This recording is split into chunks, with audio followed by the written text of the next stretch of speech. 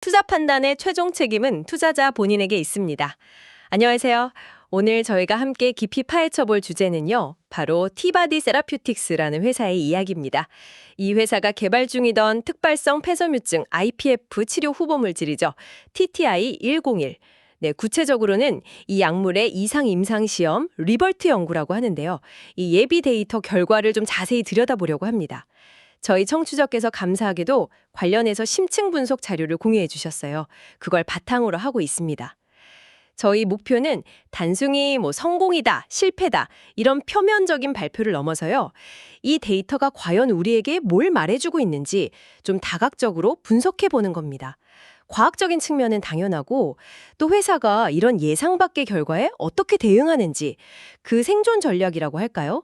그리고 더 나아가서 신약 개발이라는 과정 자체가 얼마나 또 험난한지 이런 것들을 짚어보려고 해요. 이게 왜 중요하냐면요. 생명공학 분야의 그 내재된 위험성, 또 복잡한 임상 데이터를 어떻게 해석해야 하는지, 그리고 기업들이 위기 상황에서 어떤 식으로 소통하고 전략을 바꾸는지 여기에 대한 좀 중요한 통찰을 얻을 수 있을 것 같습니다. 시작하기 전에요. 이 TTI-101이라는 약물은 스테3라는 단백질을 타겟으로 합니다. 이게 염증이나 섬유화 과정에 중요하다고 알려져서 이론적으로는 굉장히 유망한 접근이었죠. 네, 맞습니다. 임상 데이터라는 게 그냥 숫자들의 나열, 그 이상이거든요. 그 숫자 대상에 숨어있는 어떤 맥락, 또 의미, 이걸 읽어내는 게 정말 핵심이죠. 특히 오늘 저희가 다룰 사례처럼 기대에 좀 크게 못 미치는 결과, 그러니까 소위 실패라고 규정되는 그런 임상 결과는요, 역설적에게도 성공 사례 못지않게, 아니 어쩌면 더 많은 교훈을 줍니다. 데이터의 그 표면 아래를 좀 깊게 파고들면서 신약 개발의 어떤 냉정한 현실, 그리고 그 복잡성, 이런 것들을 함께 탐색해보는 의미 있는 시간이 될 거라고 생각합니다. 좋습니다. 그럼 본격적으로 그 데이터의 속살을 한번 들여다볼까요? 자료를 쭉 보니까 결론은 명백하게 실패인 것 같은데요. 가장 중요한 약효, 즉 효능 측면에서요. 구체적으로 어떤 결과가 나왔는지부터 좀 짚어주시죠. 네, 핵심부터 바로 말씀드리면요. 이 약물은 그 1차 목표 달성에 명백히 실패했습니다. 특발성 폐섬유증 환자의 폐 기능을 개선한다는 목표요. 임상시험에서 가장 중요하게 보는 지표 중 하나가 노력성 폐활량, FVC 변화인데요. 위약, 그러니까 가짜 약을 투여한 그룹하고 비교했을 때 TTI-101을 투여한 그룹에서 폐 기능이 의미 있게 개선되었다. 이런 증거를 전혀 찾아볼 수가 없었습니다. 전혀요? 네, 통계적으로 유의미한 차이가 없었다는 거죠. 이건 다시 말해서 이 약물이 위약보다 더 낫다고 말할 근거가 아예 없다는 뜻입니다. 그러니까 신약 후보 물질로서 가장 기본적인 기대도차 충족시키지 못한 셈이죠.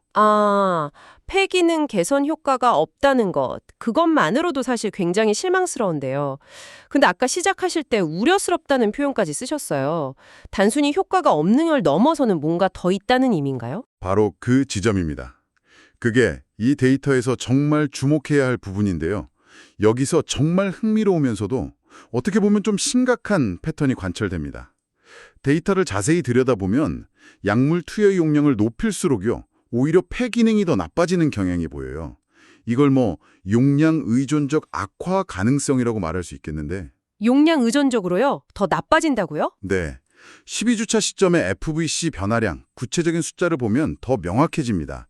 위약구는 평균적으로 한 22.2mm 정도 감소했어요. 네. 그런데 TTI 101, 400mg 투여구는 평균 61.1mm 감소했고요. 800mg, 그러니까 고용량을 투여한 구는 무려 평균 102.8mm나 감소했습니다. 와, 100mm 넘게요. 위약보다 거의 5배 가까이. 그렇죠. 이게 통계적으로 딱 확정된 결론이다 이렇게 말하긴 조심스러울 수 있지만 그래도 약효가 없는 걸 넘어서 잠재적으로는 해로울 수도 있다. 이런 가능성을 아주 강하게 보여주는 거죠. 이건 정말 신약 개발에서 마주칠 수 있는 최악의 신호 중 하나입니다. 단순 실패 이상으로 심각한 문제죠. 와, 이건 정말 예상했던 그림이랑 정반대네요. 폐기능을 좋게 하기는커녕 용량을 높이니까 더 나빠질 수 있다니 이건 그야말로 충격적인데요? 그러면 효능 문제 말고 다른 이슈는 없었습니까? 예를 들면 안전성이나 부작용 같은 것들이요? 안전성하고 내약성 문제, 이것도 역시 매우 심각한 수준이었습니다. 임상시험 중간에 약 복용을 그만둔 환자 비율 있잖아요. 네. 그 중도 이탈률. 네, 중도 이탈률. 그걸 보면 그 심각성을 그냥 단적으로 알 수 있어요. TTI 100일 400mg 투여군의 56.7%, 그리고 800mg 투여군은 62.1%가 시험을 완료하지 못하고 중간에 탈락했습니다. 56%, 62%요? 거의 10명 중 6명 이상이. 네, 그렇죠. 거의 그 정도 수준입니다. 반면에 위약군, 가짜 약 먹은 그룹은 중도 이탈률이 10.3%에 불과했어요. 10% 대 60%? 차이가 엄청나네요. 네, 이 엄청난 차이가 뭘 의미하겠습니까? TTI 100일로 인한 부작용 때문에 환자들이 임상시험을 끝까지 하기가 극도로 어려웠다는 명백한 증거죠. 그리고 더 심각한 건요, 이렇게 중도 이탈률이 높아버리면 최종적으로 분석되는 데이터의 신뢰도 자체를 그냥 근본적으로 흔들어버립니다. 아, 그렇죠. 남아있는 환자들이 원래 전체 환자 그룹을 대표한다고 보기 어려워지니까요. 맞습니다. 그런 문제가 생기는 거죠. 절반 이상? 고용량군에서는 60%가 넘는 환자들이 시험을 포기했다니 이건 정말 이례적으로 높은 수치 같은데요? 혹시 그 환자들의 약 복용을 중단하게 된 주된 이유가 뭔지 구체적으로 좀 밝혀졌나요? 보고된 바에 따르면요, 중도 이탈의 가장 큰 원인은 위장관계 부작용이었습니다. 위장관계요? 뭐 메스꺼움이나 그런 건가요? 네, 메스꺼움, 구토, 설사 이런 것들이 환자들을 매우 힘들게 했던 걸로 보입니다. 여기서 특히 주목해야 할 점이 하나 더 있는데요. 현재 IPF 표준 치료제 중 하나인 닌테다닙, 상품명 오페부죠. 이 약하고 TTI 100일을 같이 투여했을 때 이런 위장관계 부작용이 더 심하게 나타났다는 사실입니다. 아, 병용 투여했을 때 더 심해졌다. 네, 실제 임상 현장에서는 TTI 100일 같은 신약 후보 물질이 단독으로 쓰이기보다는 기존 표준 치료제랑 같이 쓸 가능성이 매우 높거든요. 그런데 이런 병용요법에서 부작용이 더 심해진다는 건 이 약물이 실제 처방 환경에서 쓰이기가 매우 어렵다는 거죠. 치명적인 한계를 보여주는 결과입니다. 효과도 입증 못했는데 부작용 때문에 먹기조차 힘들다니 진짜 설상가상이네요. 그러면요, 혹시 임상시험 자체를 설계하거나 아니면 진행하는 과정에서 문제는 없었을까요?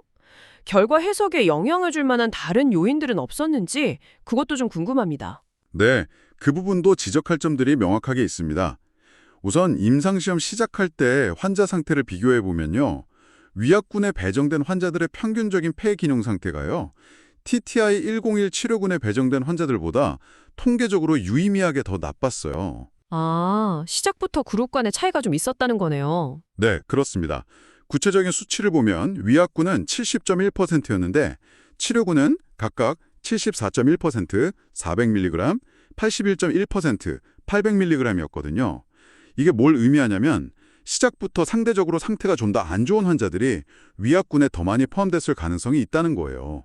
그러면 결과적으로 TTI 101의 효과가 실제보다 더 좋아 보이게 만들 수 있는 그런 편향, 바이어스로 작용했을 수 있습니다. 오히려요? 안 그래도 효과 없었는데 실제로는 더 안 좋았을 수도 있다? 네, 역설적으로 그런 해석도 가능하죠. 그리고 아까 강조했던 그 엄청나게 높은 중도 이탈률 때문에요. 최종 분석 시점인 12주차에 약효 평가가 가능한 환자 수가 너무나도 적어졌습니다. 위약군은 그래도 24명이 분석에 포함됐는데 400mg군은 단 8명, 800mg군은 13명만이 남았어요. 8명이요? 400mg 군은 고작 8명? 네, 특히 400mg군의 8명이라는 숫자는요. 과학적으로 어떤 의미 있는 결론을 내리기에는 정말 터무니없이 부족한 숫자입니다. 사실상 통계적 분석이 거의 무의미한 수준의 표본 크기라고 봐야죠. 데이터 자체가 과학적인 설득력을 상실한 겁니다. 네, 정말 과학적인 측면에서만 딱 놓고 보면 이 특발성 폐섬유증 치료제로서 TTI 101의 미래는 그야말로 잿빛이네요. 효능 부족에 심각한 부작용 문제, 거기에 임상 설계랑 데이터 신뢰성 문제까지 총체적 난국이라는 말이 딱 맞는 것 같습니다. 그런데 이렇게 명백하게 부정적인 임상 결과 앞에서 회사가 어떻게 대응했는지 그 방식이 또 흥미로운 지점이라고 하셨잖아요. 티발디 테라피우틱스는 이 좀 절망적일 수 있는 상황을 어떻게 돌파하려고 했나요? 바로 여기에서 우리가 뭘 볼 수 있냐면요. 초기 단계 바이오테크 기업들이 위기에 딱 직면했을 때 흔히 보여주는 생존 본능, 그리고 전략적인 방향 전환, 피벗이라고 하죠. 그 전형적인 모습을 관찰할 수 있습니다. 회사 CEO인 임난 알리바이라는 분이 컨퍼런스 콜에서 임상 실패 가능성을 어느 정도는 인정은 해요. 하지만 그 실패의 원인을 해석하는 방식, 여기에 주목할 필요가 있습니다. 이 CEO는 데이터 세트 자체에 한계가 있었다. 데이터의 번동성이 너무 높았다. 예상과 좀 다른 위약 반응이 나왔다. 뭐 이런 점들을 거론합니다. 그러면서 실패의 근본 원인이 TTI-101이라는 약물 자체의 어떤 내재적 결함이라기보다는 우리가 통제하기 어려웠던 임상 환경이나 예측 불가능했던 외부 요인 때문이다. 이런 뉘앙스를 아주 강하게 풍겨요. 아하. 실패의 책임을 외부로 돌리려는 시도라고 볼 수 있죠. 그러니까 약 자체는 괜찮은데 이번 판이 좀 안 좋았다. 뭐 이런 느낌으로요. 실패의 원인을 약물 자체 문제로 딱 한정 짓기보다는 임상 환경이 안 좋았어. 데이터 변동성이 너무 커서 해석이 어려워. 이런 식으로 외부 요인 탓으로 좀 돌리려는 의도가 보인다. 이 말씀이시군요. 투자자들한테 이거 한번 실패했다고 이 기술 전체를 너무 나쁘게 보진 마세요. 뭐 이런 메시지를 주려는 걸까요? 정확합니다. 다른 대응 전략은 또 뭐가 있었나요? 네, 그게 바로 제가 바이오텍 생존 투스텝, 바이오텍 서바이벌 투스텝이라고 부르고 싶은 전략의 첫 번째 단계입니다. 실패 원인을 외부화하거나 축소하는 거예요. 그리고 거의 동시에 두 번째 스텝이 딱 이어집니다. 그게 뭐냐면 회사의 이야기, 내러티브를 실패한 자산에서 즉각적으로 다른 파이프라인, 다른 가능성으로 확 옮겨가는 거예요. 아, 시선을 다른 데로 돌리는 거군요. 그렇죠. IPF에서는 기대에 못 미쳤지만 저길 보세요. 우리에겐 여전히 희망적인 다른 프로젝트들이 있습니다. 이런 식의 메시지를 던지는 거죠. 이건 실패한 자산에 대한 미련을 빨리 끊어내고 회사의 미래 가치는 다른 곳에 있다. 이걸 시장과 투자자들에게 강력하게 어필하는 전략입니다. 초기 바이오텍들의 아주 전형적인 생존 방식이에요. 구체적으로 티바디는 뭘 했냐면 TTIA-201의 가장 큰 약점이었던 내약성, 즉 부작용 문제를 개선했다고 주장하는 차세대 물질 TTI-109를 즉시 전면에 내세웠습니다. 아, 다음 버전이 있다. 네, 이걸콤에서 핵심 작용 기전인 스테3 저해 자체는 여전히 유망하다. 그리고 기술적으로 보완하면 문제를 극복할 수 있다. 이런 희망의 불씨를 살리려는 거죠. 아, 핵심 기술 자체에는 문제가 없으니 이번 실패는 교훈 삼고 더 개선된 다음 버전 TTI-109를 기대해달라 이런 메시지를 던지는 거군요. 실패는 성공의 어머니다. 뭐 이런 프레임을 적극적으로 활용하는 전략이네요. 맞습니다. 거기에 더해서요. 이번 IPF 임상에서 실패한 바로 그 약물 TTI-101 있잖아요. 네. 이게 간세포암이라는 전혀 다른 질병 영역에서는 긍정적인 초기 결과를 보이고 있다는 점을 계속 강조합니다. 아, 다른 병에서는 잘 되고 있다. 네, 즉 이번 IPF 임상 실패를 특정 질환, IPF에 국한된 문제로 딱 프레이밍하는 거예요. 그러면서 TTI-101이라는 약물 자체의 잠재력은 여전히 유효하다 이렇게 주장하는 거죠. 한 분야에서의 실패가 이 약물 혹은 이 기술 전체의 실패는 아니다. 이걸 부각시키면서 실패 충격을 분산시키려는 의도라고 볼 수 있습니다. 다른 질병 분야에서 성공 가능성을 내세워서 이번 IPF 실패의 파장을 좀 희석하려는 전략이군요. 이런 스토리텔링도 중요하지만 바이오텍 기업한테는 정말 생명줄과 같은 거잖아요. 자금 사정. 그 부분에 대한 언급도 당연히 있었겠죠. 네, 아주 중요한 포인트입니다. 그게 어떻게 보면 위기 상황에서 투자자 심리를 안정시키는데 가장 효과적인 카드 중 하나죠. 회사는 이번 발표에서 아주 명시적으로 밝혔어요. 2026년 4분기까지 회사를 운영하기에 충분한 현금을 가지고 있다. 그 액수가 약 4,100만 달러, 우리 돈으로 한 56억 원 정도 됩니다. 이걸 고유하고 있다고 딱 밝혔습니다. 아, 돈 걱정은 당분간 안 해도 된다. 그렇죠. 이번 임상 실패가 당장 회사의 존립을 위협하는 그런 재앙은 아니다. 라는 메시지를 시장에 분명하게 전달하는 겁니다. 실패로 인한 공포심리가 막 걷잡을 수 없이 확산되는 걸 막고 불안감을 완화시키려는 아주 중요한 전략적 조치죠. 다른 프로젝트들을 계속 진행할 시간과 자원이 충분하다는 걸 강조하면서 다음 성공 스토리를 만들 시간을 벌려는 유도인 셈입니다. 자, 그럼 지금까지 TFRD 원효노 임상 데이터의 구체적인 내용부터 또 이에 대한 회사의 아주 기민한 대응 전략까지 깊이 있게 살펴봤는데요. 이 모든 걸 종합해 볼 때 이 분야, 특히 뭐 신약 개발 과정이라든지 바이오텍 투자를 이해하고자 하는 저희 청취자 여러분께 이번 티발디 사례가 어떤 좀 더 큰 의미를 던져줄까요? 여기서 우리가 반드시 좀 챙겨가야 할 교훈 같은 게 있을까요? 네, 이 사례를 좀 더 넓은 시야에서 한번 보면요. 우선 특발성 폐섬유증, IPF라는 질병에 대한 신약 개발이 근본적으로 얼마나 어려운 도전인가, 이걸 다시 한번 아주 극명하게 보여주는 예시라고 할 수 있습니다. IPF는 진단명은 같아도요, 환자마다 병의 진행 속도가 정말 천차만별이에요. 예측이 너무 어렵습니다. 소위 질병 이질성, 디지즈 헤테로지니티가 매우 큰 질환이죠. 사람마다 다 다르다는 거죠. 네. 그리고 또 약물의 효과를 객관적이고 일관되게 측정할 수 있는 그런 신뢰성 높은 바이오마커, 생체 표지자라고 하죠. 이게 아직 부족하다는 점도 큰 난관입니다. 게다가 위약 효과, 그러니까 가짜 약에 대한 반영의 변동성도 굉장히 커요. 그래서 임상시험에서 약물의 진짜 효과만 딱 분리해내기가 아주 까다롭습니다. 이번 리버트 임상 결과는 이런 IPF 신약 개발의 고질적인 어려움들을 다시 한번 그냥 확인시켜준 셈이죠. 그렇다면 이게 단순히 IPF라는 질병 자체가 너무 복잡해서 그런 것만은 아닐 수도 있겠네요. 티발디가 야심차게 공략했던 그 스탯3라는 특정 생물학적 타겟 자체의 한계랄까? 아니면 그 타겟에 대한 우리의 이해가 아직 부족하다는 걸 드러내는 걸 수도 있을까요? 전임상 단계, 그러니까 동물 실험 같은 데서는 꽤 유망해 보였던 접근법이었는데 말이죠. 아, 정확한 지적이십니다. STAT3, 이게 염증이랑 섬유화 과정에서 중요한 역할을 한다고 알려졌어요. 오랫동안 굉장히 매력적인 치료 타겟으로 여겨져 왔어요.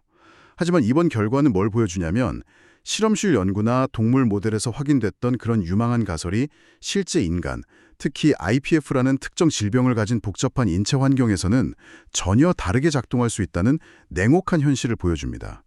여기서 우리는 이런 좀 본질적인 과학적 질문들을 던져봐야 합니다. 애초에 STAT3를 IPF 치료 타겟으로 삼았던 그 전제 자체가 잘못됐던 걸까? 아니면 STAT3를 타겟팅하는 방식, 그러니까 TTI-101이라는 특정 약물의 설계나 작용 방식에 근본적인 결함이 있었던 걸까? 혹은 IPF라는 질병 자체가 STAT3 저해라는 이 단일한 접근법만으로는 정복하기에는 너무나 복잡하고 다면적인 문제였던 걸까? 여러 가능성이 있겠군요. 네. 이 실패 사례는 이런 질문들에 대한 답을 찾아가는 과정에서 과학의 전체에 매우 중요한, 비록 부정적인 결과일지라도 아주 값진 데이터 포인트와 교훈을 제공하는 겁니다. 실패로부터 배우는 거죠. 그리고 임상 결과 그 자체만큼이나 중요한 게 그 실패를 둘러싸고 회사가 만들어내는 이야기, 즉 커뮤니케이션 전략을 우리가 어떻게 해석하고 받아들여야 하는가. 여기에 대한 실질적인 교훈도 얻을 수 있겠군요. 발표되는 내용의 그 이면을 좀 읽어내는 비판적인 시각이 필요하다 이런 말씀이시죠? 물론입니다. 이게 어쩌면 오늘 저희 논의에서 청취자 여러분께서 얻어가실 수 있는 가장 실용적인 통찰일 수도 있겠네요. 임상시험을 통해서 객관적으로 발표된 데이터 자체와 그 데이터를 바탕으로 회사가 투자자나 대중 그리고 다음 단계를 위해서 만들어내고 포장해서 전달하는 이야기, 즉 내러티브, 이 둘을 명확하게 구분해서 이해하는 것이 정말 절대적으로 중요합니다. 데이터와 스토리텔링을 구분하라. 네. 기업은 본질적으로 생존과 성장을 추구하잖아요. 그렇기 때문에 때로는 데이터를 자사에 좀 유리한 방향으로 해석하고 실패의 의미는 축소하고 미래의 희망과 가능성은 극대화하려는 경향이 있습니다. 이건 당연한 거죠. 따라서 바이오텍 분야에 투자를 하시던 아니면 관련 질환으로 고통받는 환자분이시던 혹은 동료 연구자시던 간에요. 이러한 기업을 전략적 커뮤니케이션을 액면 그대로 받아들이기보다는 그 배경과 의도를 비판적으로 분석하고 해석하는 능력, 즉 데이터 리터러시와 내러티브 리터러시를 함께 갖추는 것이 필수적입니다. 이번 티바디 사례는 고위험 고수익 산업인 바이오텍 분야에서 기업들이 생존을 위해 얼마나 정교한 커뮤니케이션 게임을 펼치는지 그 단면을 아주 여실히 보여주고 있습니다. 네, 오늘 티버디 세라퓨틱스의 TTI-101 사례, 정말 많은 생각거리를 던져주는 것 같습니다.